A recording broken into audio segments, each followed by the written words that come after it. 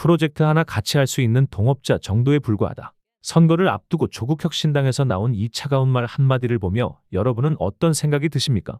평택을 재보궐 선거가 32%대 32%, 그야말로 한치 앞을 알 수 없는 판세로 흘러가고 있습니다. 다 같이 힘을 합쳐서 우리 편을 늘려도 모자랄 판에 느닷없이 동업자라며 선부터 긋고 나선 것입니다. 원래 같이 하던 식구만 진짜 편이고 밖에서 데려온 사람은 필요할 때만 써먹겠다는 말에 현장에서는 벌써부터 편 가르게 하냐며 비판이 쏟아지고 있습니다. 중요한 선거를 통째로 망칠 수도 있는 이 위험한 기류를 과연 어떻게 바라봐야 할까요? 단순한 기싸움처럼 보이지만 여기에는 숨겨진 진짜 이유가 따로 있습니다. 오늘은 평택을 단일화 전선을 뒤흔든 조국당의 동업자 선 긋기 논란과 그 진짜 속사정을 파헤쳐 봅니다. 영상 끝까지 봐주시고 구독과 좋아요, 댓글로 내용을 널리 알려주세요. 지금 바로 시작하겠습니다.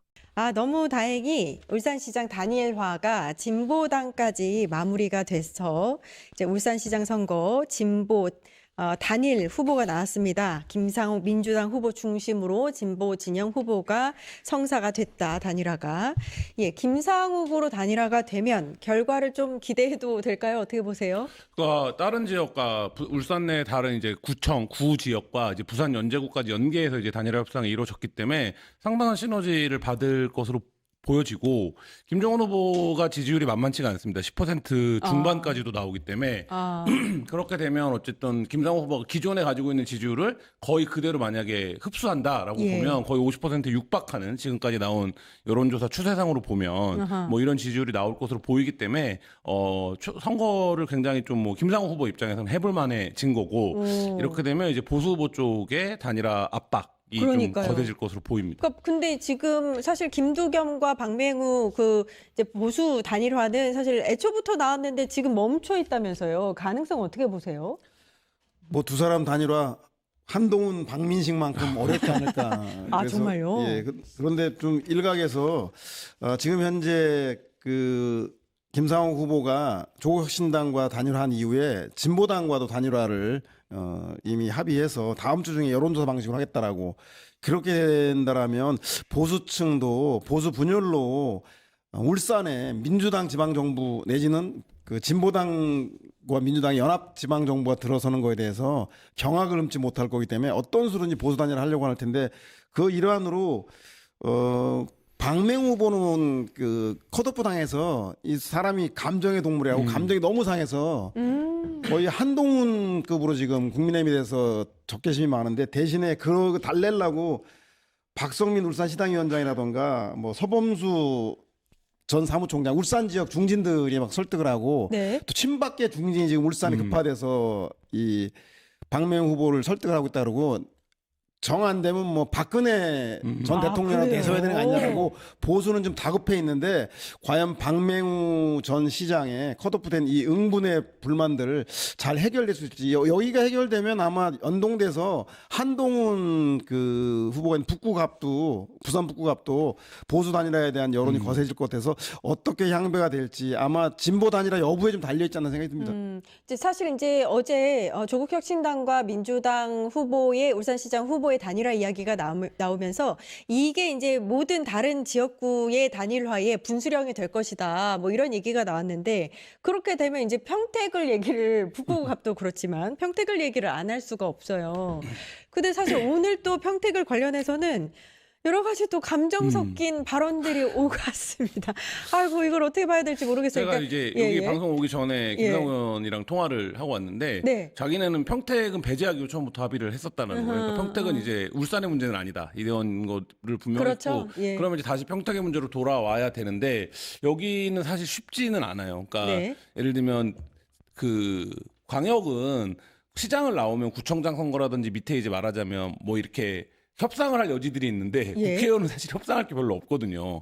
뭐 그런 상황이기 때문에 쉽지는 않아 보이고, 그러니까 이 문제도 뭐 울산과 마찬가지긴 한데 중앙당 차원에서 정리가 돼야 된다. 그러니까 어쨌든 김재원 후보도 당 대표 아니겠습니까? 진보당 입장에서는. 그러면 이제 당 대표가 뭔가 이제 말하자면 지금 당세나 지지율이나 이런 걸로 보면 단일화 얘기가 나온다라는 건 곧 완주하지 못한다라는 얘기인데, 뭐 그거에 이제 말하자면 상응하는 민주당의 어떤 협상 카드가 나와야 가능할 것으로 보이는데, 아직 시간은 좀 있기 때문에 때문에 시간이 아직 있나요? 왜냐면 이제 1차적으로는 후보 등록하기 전에 하면 제일 좋고 그다음에 투표용지 전에 하면 더 두 번째고 네. 그다음에 사전 투표 전에까지만 하면 되는 거 아, 아니겠습니까? 정말요? 그러니까 아직 좀 지켜봐야 될 것 같습니다. 아니 뭐- 근데 이제 오늘 사실 이호철 전 네네. 그 노무현 정부 시절의 민정수석이 이제 뭐 자기는 이제 민주당 당원이지만 조국을 지지한다 네. 이렇게 이야기해서 또 엄청난 이슈를 몰고 왔고 오늘 보니까 또 박균택 더불어민주당 의원이 조국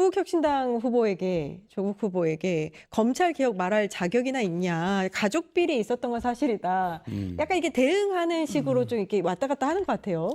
뭐 일단 단일화 이전에 선 각자 도생한 다음에 후에 이제 고민을 하고 그 후에 단일화 이전에는 각자 도생 먼저 누가 우위에 점하는가에 따라서 단일화 주도권을 잡기 때문에 아마 각 잽이라든가 스트레이트 서로에 대한 공격들 조국 후보와 김용남 후보 측이 그 당대 또 후보 대 후보 캠프 간에 설전이 벌어질 것 같은데요. 문제는 이 두 사람들의 잠번지가 중요한 게 아니라 결국은 보수의 황교안 후보가 키를 가지고 있어요. 황교안 후보가 10% 이상 안 나온다. 그러면 저는 뭐 국민의힘 후보 이름도 잘 모르겠는데 하도 김용남 그 조국 유의도. 후보의 예. 양강 구도라서 예.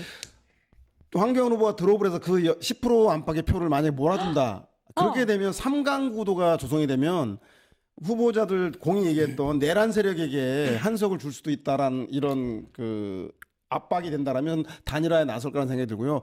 그때 돼서 이제 궁극적으로 어느 후보가 우위에 있는가에 따라서 될 텐데 저는 뭐 그 중에서 이호철 수석이 조국을 나는 민주당원이지만 지지한다라고 하는 게 일장일단이 있습니다. 먼저는 그 조국 후보에게는 정치적인 세력을 좀 민주당 내에도 있다라고 하는 특히 문재인 대통령의 복심이라고 하는 이호철 수석의 지지는 큰 힘이 될 텐데 문제는 이미 민주당 내에서 조국 후보를 지지할 사람들 다 결집을 했어요. 근데 오히려 그거보다는 민주당 후보 내에서 조국도 좀 우리 진보 진영인데 좀 도와줘야 되는 거 아니라고 생각하고 있던 일부 민주당 지지층들이 많이 있는데 그분들이 문재인 대통령하고 이호철 전 수석이 저렇게 조국 수석을 밀면 우리 민주당 후보 밀어야 되겠나라고 역결집 즉 김용남 정말요? 후보에 대한 민주당 지지층들의 결집들 특히 뭐 친명이라고 하는 분들이 좀 약간 친문과 결이 좀 다르지 않습니까? 그래서 역결집에서 오히려 김용남 후보 쪽으로 표가 좀 결집할 수 있어서 이호철 후보는 플러스 마이너스 큰 영향을 주지 못할 가능성이 좀 있지 않나. 그럴까요? 뭐 그렇게 좀 판단해 볼 수도 있겠습니다. 그러니까 사실 이호철 전 수석 같은 경우에는 뭐 양정철, 전해철 해서 삼철 해서 이제 친문의 대표였잖아요. 근데 이제 이런 인물이 조국 후보를 밀겠다. 나를 징계하려면 징계해라. 뭐 이렇게 이야기할 정도로 나온다면 정말 이런 역결집이 있을 수 있을지. 근데 이게 지지자들을 결집하는 데는 요소가 될 수 있을지 모르겠는데 당내 역학구도에서만 놓고 보면 이렇게 되면 김용남 후보가 포기하기가 더 어려워집니다. 왜냐하면 이게 이제 어쨌든 친문이라고 하는 것은 이제 지난 이제 말하자면 과거에 주류였던 정파이고 지금 김용남 후보는 어쨌든 이재명 대통령이 운동장을 넓게 쓴다는 전략하에 영입했던 인사인 거 아니겠습니까? 예, 예. 그러면 이제 이 구도가 선명해지기 시작하면 오히려 단일화 협상이 더 어려워질 것으로 보이고 근데 저도 이제 기자들도 다 그렇게 예상을 하는데 여기서 이제 우선순위를 먼저 따지자면 민주당과 진보당과의 관계 정리가 첫 번째고 그 다음에 이루어질 수 있는 게 보수 후보 단일화고 보수 후보 단일화가 되면 그때부터는 논리가 달라지는 거기 때문에 그렇게까지 이제 가야 되는데 이게 이제 선거가 한 20여일 남았는데 순차적으로 세 단계 스텝을 다 밟을 수 있을지 이거는 좀 지켜봐야 될 것 같습니다. 그러면은 진보당 김재원 후보는 민주당 김용남 후보와 단일화할 가능성이 있다. 어느 정도 오히려 조국 후보보다. 저는 그게 민주당 차원에서도 우선순위가 높고 진보당 차원에서도 뭐 지금 이제 울산의 상황을 보면 충분히 할 수 있는 일이라고 봅니다. 아니 요즘에 사실 선거 이야기를 이제 분석하시는 거를 다 들어보면 사실 초반만 해도 이번엔 민주당 압승 이야기가 굉장히 많았고 15대 1 뭐 이렇게까지 보시는 분들도 계셨는데 요즘 분위기가 굉장히 달라졌어요. 그래서 그 기준 중에 하나가 뭐가 있냐면 조국, 김관영, 한동훈이 당선되면 민주당 이번 선거 망한 거다. 어떻게 생각하세요? 뭐 민주당이 망한 건 공감하세요? 아니고 그 선거를 주도했던 정청래 지도부에게는 경고등이 켜지겠죠. 1개월 전만 해도 말씀하신 대로 15대 1 뭐 압승이다. 이렇게 뭐 경북이나 대구도 물론 되고 경북 정도 어렵지 않겠냐 뭐 이런 얘기가 나왔었는데 그렇게 눈높이가 높아진 상황에서 선거가 시작되자 그 원래 관성적으로 결집하는 보수 결집들이 영남 지역에서 일어나기 시작했어요. 그래서 예. 영남에 지금 대구 경북이 이제 좀 막 박빙으로 가고 부산 경남도 그러고 이제 부산까지 영향을 좀 주고 있으니까 아무래도 좀 처음에 눈높이부에 비해서는 기대에 못 미치니까 이러다간 문제가 생기는 거 아니야라고 생각해서 그 여파가 전북에 대한 공천 결과인 김관영이라던가 그리고 특히 북구갑의 한동훈이라던가 이런 결과 나오게 되면 지도부의 책임론 내지 지방선거를 승리할 수 있겠는가라는 문제가 되는데 세상 인생사가 안 좋은 게 있으면 좋은 게 있는 것처럼 저는 뭐 그렇게 된다면 거꾸로 정부 여당 그 민주당과 정부가 만약에 이런 사람들이 새롭게 외부에서 결집해서 원내에 들어오게 되고 그 정치권에 진입하게 되면 민주당도 정부도 국정 운영의 주도권을 짚기 위해서 새로운 변화를 좀 모색해야 되지 않겠나. 그래서 전당대회 때 친청 친명의 갈등이 아니라 이런 외부에 있는 요인들이 제3의 길 전당대회가 민주당 지도부의 제3의 길을 유도할 수 있는 자극제가 될 수도 있겠다. 뭐 그렇게 좀 생각을 해보겠습니다. 예, 예. 요즘 이제 지방선거 거의 저 선대위원장급으로 활동을 하고 계신 것 같습니다. 선대위원장이요, 제가 인천 선대위원. 아, 인천. 전국은 아니고. 네, 거의 뭐 전국적인 또 워낙 이제 인지도가 있으시니까 더 그러시긴 하겠습니다만 네. 약간 섭섭할 뻔했던 순간이 있긴 있었잖아요. 네. 개양. 예. 정치적으로 고향과도 같은 네. 이 개양을 김남준 전 청와대 대변인에게 뭐 양보라고 봐야 되겠죠? 네, 통큰 양보. 당이 결정한 거죠. 네, 당의 결정에 큰 불만 없이 이제 따르신 거고. 네. 같이 그래서 이제 후원회장을 맡으셨더라고요. 네, 그렇습니다. 김남준 후보의 이제 앙금 같은 건 전혀 이제 없으신 상황인 거죠?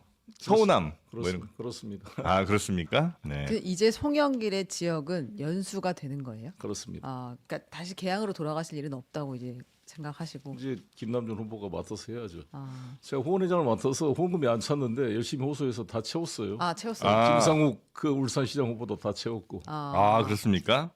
기분이 좋습니다. 아. 진짜로 후원회장이 됐다고 제가 평을 받았습니다. 그러니까 후보님 거 말고 이 다른 후보들 거. 네. 알겠습니다. 얼마죠? 그 한도가? 울산은 3억, 우리는 1억 5천 그렇습니다. 3억이에요. 네, 시장이니까. 네네네. 자, 이렇게 후원금을 다 채워 주셨고 지금 사실 후보님 저 지지율이나 이런 거는 굳이 이렇게 막 분석을 많이 안 해도 되죠? 필요 있습니까? 네, 근데 뭐, 만난 상대 후보들이 여태까지 경쟁했던 분들이랑은 좀 다른 것 같아요. 예, 예. 이 결이? 네. 아니면 그러니까 사실 분석할 정도의 상대인지 잘 모르겠기는 네. 한데 이제 이 그 연수 선거는 이제 어떻게 지금 하고 계시는? 잘 되고 있습니다. 다녀보면은 연수 네네. 국민들이 너무 네. 좋아하세요. 아, 아침에도 출근 인사를 했는데 네. 제가 인사하기 전에 미리 차를 세워놓고 내려서 악수하러 오신 분도 있고 아. 지나가면서 빵빵하고 손 흔들어주고 그래서 이 거리 인사한 게 좀 네. 멋졌거든요. 처음에 하면은 이게 그렇죠. 팻말 목에 걸고 출근 인사하는 게 좀 민망하죠, 민망해. 민망한 맛이 있는데 네네네. 네. 근데 이제 가끔 큰 뭐 정치인들 아니면 네. 이제 중앙무대에서 워낙 이제 활발하게 하시는 이런 분들은 지역구 신경 좀 덜 쓰는 거 아닌가 하는 걱정도 있으실 수 있을 것 같아요. 예. 네, 그렇진 않으시겠죠 당연히. 그렇지 않으려고 제가 새벽 5시부터 네. 내 강아지 시시 데리고 연수구를 다 돌고 있습니다. 그 연수의 지역구의 최대 과제는 뭐예요 지금? 제일 이제 어려운 문제는 뭡니까? 이제 거기 아파트 비율이 80%인데 예. 인천은 60% 평균인데 그리고 80%가 아파트예요? 아파트입니다. 와. 그만큼 아파트촌이고 다 30년이 대부분 넘었고 또 저층 아파트 그래서 재개발 재건축 요구가 강하고 18군데가 지정돼 있어요. 네. 그래서 주로 이제 용적률을 다 올려달라 그러잖아요. 그렇죠. 한 280%로 돼 있는 걸 한 350% 해서 조합원 부담을 줄여달라 이런 요청이 크고요. 다 어디나 마찬가지 교통 문제. 네. GTX 비노선 청항역을 복합 환승 상태로 해줘라. 제2 경인선. 그다음에 KTX 송도역이 올해 말에 완공되는데 제가 그걸 구배터까지 해저로 연결해서 네. 인천국제공항과 직접 연결해 보려고 합니다. 그런 공약이 있고요. 또 이제 네. 현안 문제는 우리 시민들도 다 아시다시피 송도 유원지가 추억의 공간이었어요. 네. 백사장도 있었고. 송도 유원지. 네, 네네네. 우리 어머니, 아버지, 뭐 우리 네. 저희 세대 때도 갔다 오고 그랬으니까. 네, 송도. 네. 근데 그게 지금 중고 자동차 적치장으로 완전히 변했거든요. 그래서 아주 이거를 이제 옮겨달라는 수건 사업이 있는데 예, 또 예. 그러나 중고 자동차 산업이 100억 달러를 수출해요. 아. 80만 대 수출합니다. 우리가. 중고차를 중고차를 주로 뭐 아프리카, 뭐 중앙아시아 이런데 그래서 이 산업도 보호해야 돼서 대체 부지를 지금 만드는 거. 그래서 제가 1호 법안으로 예. 중고 자동차 수출 및 산업 지원 특례에 관한 법률을 예. 특별법을 만들려고 합니다. 옮길 만한 곳이 있긴 있어요. 있습니다. 아, 인천 내. 네. 아. 항만 옆으로 항구 가야 옆에. 돼요. 아. 바로 배에다 실어야 되니까 차를. 아, 그럼 이제 그거 옮기시면 되는 거고 거기 이제 다시 그러면 거기를 송도는? 이제 유원지를 복원하고 거기에 이제 부영 건설이 약 30만 평 땅을 가지고 있는데 그걸 네. 테마파크로 개발을 해야 됩니다. 사랑으로 부영. 예. 예. 아, 거기 이렇게 로고가 굉장히 네. 하여튼 그림 굉장히 하여튼 앵무새인가요? 독특하시잖아요. 원앙새 같이 이렇게 두 마리가 같이. 있죠. 예. 아. 인천일보도 소유하고 있어요 부영이. 아. 그래요? 그래서 인천하고 부영이 인천 쪽 기업이에요? 아닌데 이제 이거 지분을 소유하면 되는 거죠. 그래서 혹시 인천이신가 했더니 그건 아니고. 원래 그 회장님은 순천 사람이에요. 맞아요, 순천 아, 사람. 그래요? 그래서 그 지역에 있는 그 65세 이상인가 아, 저 친구들한테 맞다. 1억씩 그래서 줬고 아, 맞네. 지금 대한노인의 회장도 맡고 계세요. 그러세요? 좋은 일 많이 직원들도 합니다. 아이를 낳으면 그냥 예, 바로 예, 나와서 1억씩 맞아, 더 맞아. 줘가서 뉴스에 몇 번 나왔죠. 예, 소문이 났죠. 알겠습니다. 그래서 요 지역 현안 이슈는 이런 것들이 있고, 네. 그럼 이제 조금 불편하실 수도 네. 있을 것 같은데, 네. 송영길 우리 후보님이 네. 지금 현재 당 대표 정청래 대표의 뭐 예를 들면 여러 지역을 이렇게 막 열심히 다니는 것에 대해서 꼭 그게 선거 전략적으로 좋진 않을 수 있다는 평가를 해주신 것 같아요.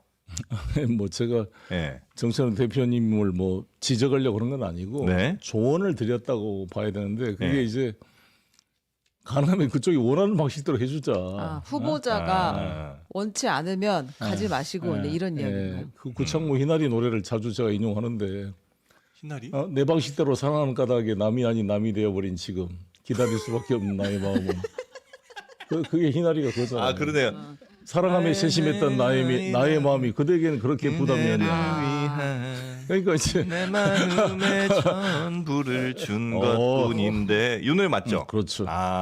기억났습니다. 희나리. 개인처럼 그대 곁에 곁에 가지 못하고 남이 아닌 남이 되어 버린 지금. 그렇게 되기 때문에 와 이게 나오네. 원하는 방식대로 이게 나온다. 나 이게 기억날 거라고 생각 못했는데 저는 뭐 노래 올라가 흥얼거리니까 있습니다. 나오네요. 그렇죠. 대단하십니다. 그러니까 이제 부산, 대구 이런 데는 안 가시는 게 더 낫다 이런 이야기. 아니 그건 제 판단 아니고 아니고 그렇게 후보- 내부의 의견을 후보님의 의견을 들어서 했으면 좋겠다는 아. 일반론을 말씀드렸는데 뭐 정청래 대표가 잘 그렇게 하신다고 그러더라고요. 네네네네. 원하지 않으면 안 간다. 원하지 않아. 예, 예. 나 오라고 하지 않은데 간 적 단 한 번도 없다. 네. 이제 이렇게 이야기를. 그래서 하시는 지난번 하정우 하시죠. 뭐 계속 됐는데 안 가셨다는 거 아니에요? 네. 뭔가 배려를 하는 것 같고 그게 난 장동혁보다의 차이다. 잘했다 이렇게 생각합니다. 판단력이 빠르다. 장동혁은 뭐 지금 뭐 천지빛깔 구분이 안 되고 아무데나 막 들이밀라고 하고 있잖아요. 근데 장동혁 대표도 저 충청 이상은 안 올라온대요. 그래요? 맞아요. 예, 나름의 선이 있습니다, 거기는. 나름의 선이 또 네. 있습니다. 근데 이제 출마하는 사람 입장에서는 어쨌든 당 대표한테도 또 잘 보여야 될 텐데 괜히 그러니까 출마한 사람들의 말은 진정성을 의심하기 어려운 면이 있죠. 그쵸. 우리 당 대표가 오지 마라 그래 괘씸한 놈. 다음에 보자 이렇게 될 수 있기 때문에 네네네네. 일반 여론을 들어야죠. 여론을 좀 잘 판단을 하시라. 예. 근데 이거 진짜 그냥 순수한 궁금증인데 당 대표를 하셨잖아요. 네. 근데 당 대표가 이제 울릉도를 간다거나, 예, 예. 그러니까 지금까지 사실은 거의 못 가는 지역을 네. 이렇게 갈 때는 네. 어떤 선택을 하는 거예요? 왜냐면 표가 많지 않은 곳이잖아요. 상징성이죠. 예. 거기까지 우리는 다 배려한다. 그렇죠. 나 울릉도 가는 거 좋은 것 같습니다. 더 구석구석 이렇게 네, 가는 그 곳이. 그만큼 전체를 책임지겠다는 집권당의 의지를 보여주는 거니까요. 네네네. 울릉도 주민들이 소외감이 있거든요. 어. 고마워합니다. 가시면. 네. 근데 이게 말씀을 바로바로 해주시니까 네. 쭉쭉 저 진도 잘 나가고 너무 좋습니다. 좋은데요. 예, 바로 그럼 저 네. 차기 전당대회 얘기도 한번 가볼까 싶은데. 네, 맨날 나온 얘기도. 예, 나오시죠?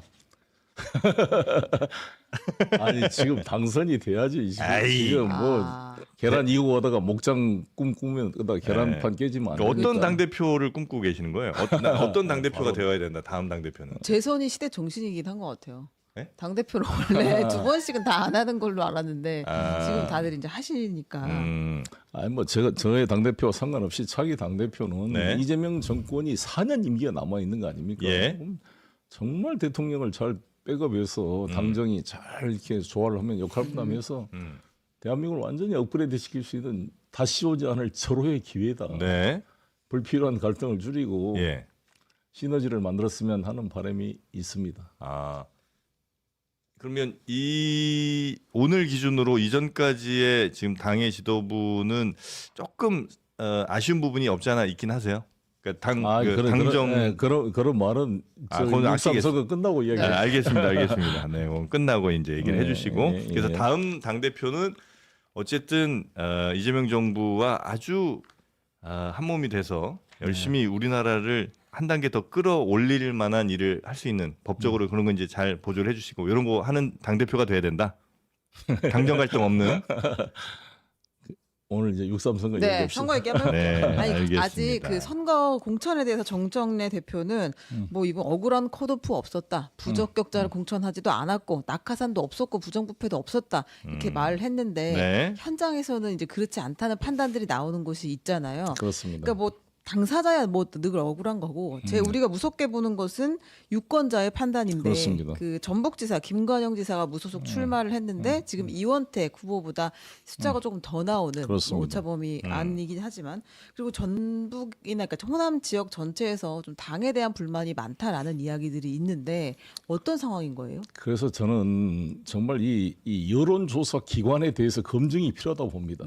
로 데이터도 없고 다 없애버려 검증할 수가 없잖아요. 네. 예를 들어 전라남도 광주특별시장 후보 때 김영록 후보에 대한 전남이라 그러면 끊어진 게 한 2,000개가 넘었다는 거 아닙니까? 그걸 시스템 오류라 그러는데 200 몇 표 차로 승패가 결정이 됐는데 2,000 몇 개가 표본이 전남이라 날라가고. 그러면 끊어져 가지고 자기 지지 의사 표시 투표권 행사를 못했다는 것은 심각한 결함이 있는 거잖아요. 네. 이걸 단순히 시스템 오류로 넘어갈 문제입니까? 그리고 저는 호남 지역은 경선이 바로 본선이죠. 본선인데 네. 나는 다음 새로운 당 지도부는 무조건 중앙선관위 위탁해야 된다 봅니다. 여론조사 왜 이걸 당 선관위에서 관리를 하냐고요. 지금 말씀하신 여론조사의 문제는 경선 과정에서의 그렇습니다. 이 여론조사를 경선 해야 과정의 됩니다. 공정성을 확인하기 위해서 네. 여론조사 기관이 어떻게 질문 항목을 하느냐에 따라서 심각하게 차이가 나타날 수 있는데 네. 제가 알기로는 무슨 당직자 출신 여론조사 기관 뭐 이런 분들이 돼 있는 것 같은데 예. 옛날 리얼미터 같은 회사도 못 들어가요. 공인된 이런 여론조사 기관이 어떻게 된 건지 이에 대한 검증이 필요하고 로 데이터를 다 없애버리잖아요.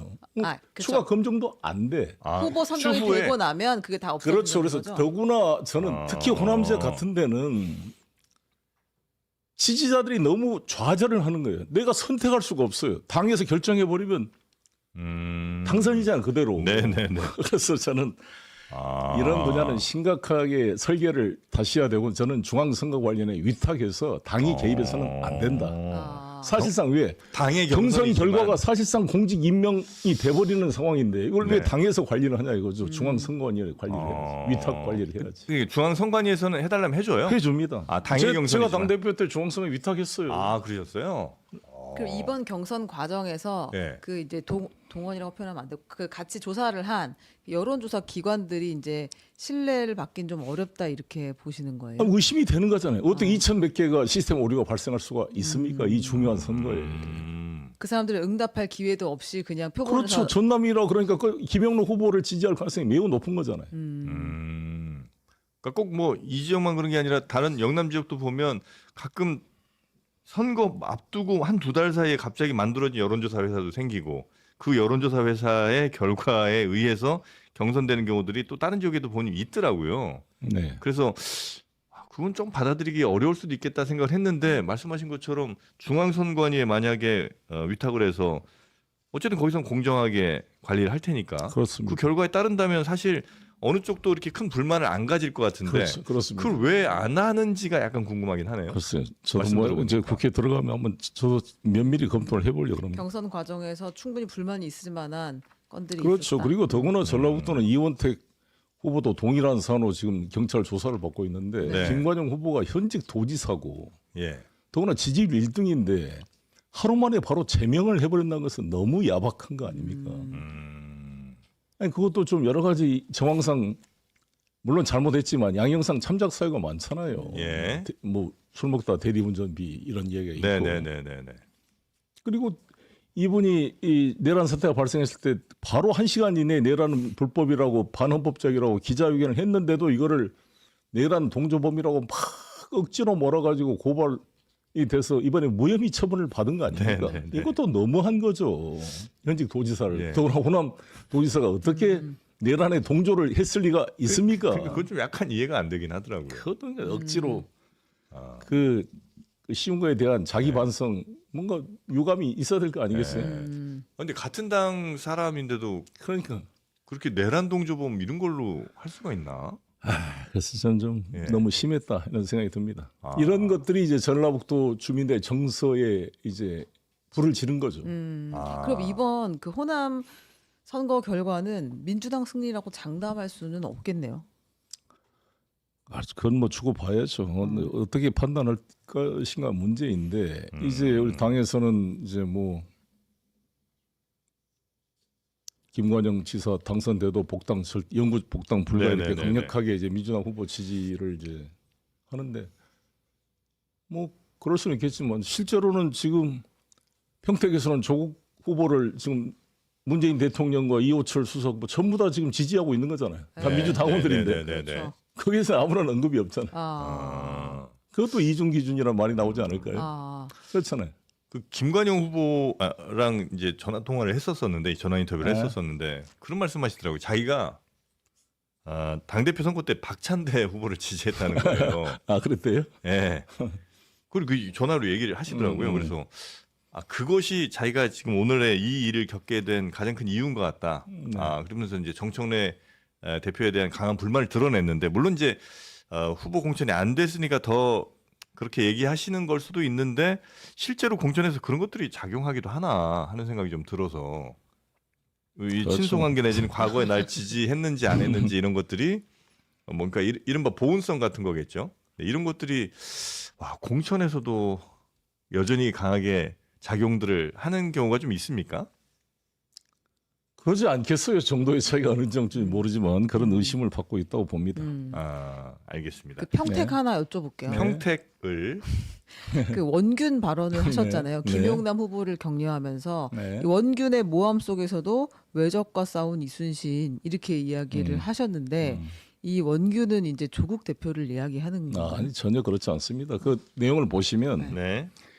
평택을 이야기한 게 아니라 내 자신이 힘들 때마다 이러한 외적에 맞서 싸운 이순신 장군을 생각하곤 합니다. 내가 했다는 거 아닙니까? 나는 그렇게 제가 했다. 그리고 이재명 대통령도 당내 핍박을 받으면서 했다. 그러니까 외롭게 하지 말고 당에서 별로 지원이 없었잖아요. 네. 오늘 정영진 앵커님도 말씀했듯이 여기 우리 민주당 김모 의원이 오셔가지고 아예 사실상 조국을 지지한다는 발언을 한 거잖아요. 그래서 되게 외롭겠다라고 모 말씀하신 의원이. 영상을 저도 네. 봤는데 그렇게 외롭습니다. 지금 제가 보니까 김영남 캠프에 찾아온 의원이 3명밖에 없었다 그러더라고요. 누구예요? 이현주 뭐 한준호, 뭐 네. 김승원, 뭐 아. 거기 있는 김현정 의원이나 이제 홍기현 의원은 그 동네니까 참 네. 당연히 오셨고 물론 이번에 정청래 대표께서 후원회장을 맡았으니까 예. 내일 그 개소식 때 많이 네. 네. 가시겠죠. 그러니까 네. 여기 외로울 때 예. 나도 이렇게 외로움을 했기 때문에 했다라는 은유적 표현이지 네. 평택 상황을 지적한 게 아니에요. 아니에요. 이거 보십시오 문맥을 물리적으로 힘들 때마다 제가 이순신 장군을 생각하곤 했습니다. 나도 그렇게 외로움을 이겨냈으니 이겨내십시오라는 은유적 표현을 이해했으면 좋겠고 이제 조국 사실 원균도 네. 어떻게 보면 선조의 피해자죠. 선조가 그 외적의 이간기에 속아가지고 네, 부산포 네, 네. 진격하라고 강요한 거잖아 원균한테. 네네네. 원균은 억울하게 모두가 억울하다 지금. 선조 명령을 안 받았다가 이순신 장군처럼 잡혀가 곤장 맞을 수 있으니까 네. 아니, 갔다가 근데 패배한 거죠. 지금 그 조국 후보는 진짜 과거 친문 세력들이 실질적으로 좀 돕고 있는 게 맞나요? 어디요? 조국 후보의 선거를 문재인 전 대통령도 조금 움직이고 이렇게 친문 세력들이 조금 그거를 저한테 물어보면 어떻게? 도와주고 있는 상황이다 이렇게 보시는 거예요? 뭐 그렇게 보고 있는 것 같습니다. 아, 그렇군요. 외로운 분 하나만 더 여쭤봐도 될까요? 누구죠? 네. 김상욱 후보는 아니 여기 진짜 힘들어했던 것 여기가 더 같아요. 끈- 근데 드디어 네. 드디어 어젯밤 어렵게? 오늘 아침에 통화를 했는데 네. 후원의 계좌가 다 찼어요. 내가 아. 후원금 도와주세요 했더니 예. 막 너무 고마워하셨고 또 김종훈 후보랑 후보 단일화 합의가 됐습니다. 근데 이 단일화는 원래 당에서 진행을 하는 거예요? 아니면 후보들이 자기들이 아니 이렇게 당에서 했죠. 당에서 아. 참여해서 이제 합의가 됐고 네. 그래서 구청장 한 분은 우리 민주당이 포기하고 두 군데는 진보당이 포기해서 단일화가 됐고요. 아. 나머지 도의원 네 분인가는 당명을 걸지 않고 여론조사로 경선을 하는 걸로 했고 뭐 김종훈 후보도 그래서 김종훈 후보가 인격적으로도 훌륭한 분입니다. 그래서 저 아침에 전화를 드렸어요. 네. 너무 고맙다고. 진보당의 김종훈. 네, 김종훈 후보님, 저하고 잘 아는 분이니까. 네네. 그러니까 저한테 많이 분위기를 만들어서 고맙다고 또 그러시더라고요. 한번 제가 지원 유세를 내려가려고 그럽니다. 아, 울산에. 그렇군요. 아니 이게 지금 김용남 후보도 그렇고 김상욱 후보도 그렇고 이제 당을 넘어온 분들이 사실상 선거에 출마를 했는데 조금 소외되는 모양새들이 계속 보이는 것 같아요. 그렇죠. 근데 이 정청래 지도부가 거기를 우리가 가는 게 도움이 안 된다고 판단을 했던 거예요? 아니면은 거기까지는 챙기지 그건 잘 못하는 모르겠어요. 건가요? 그래서 제가 예. 이 김용남 후보나 김상욱 후보한테 항상 제가 본면에 말씀을 드리는 것은 네. 뭐뭐 때문에 어렵다라는 것은 패배자의 언어다. 아, 그럼에도 불구하고 이기는 것이 승리자의 언어입니다. 네. 그럼에도 불구하고 이깁시다. 그리고 더 도움을 구하시고. 네, 저도 적극 돕고. 네. 인스파이트하고 네. 그럼에도 불구하고 네. 이겨야 한다. 그렇습니다. 말씀을 이제 해주신 건데 이재명 대통령이 그럼에도 불구하고 이겼잖아요. 수많은 알겠습니다. 저 조국당과 하여튼 관계가 약간 좀 관계 설정이 좀 애매한 것 같은 느낌도 있는데 조국당 그러니까 어제 이제 신장식 의원의 말씀은 우리는 동지다. 민주당과 우리는 동지다. 네. 그러나 예를 들어 뭐 김용남 후보 같은 분들은 동업자다.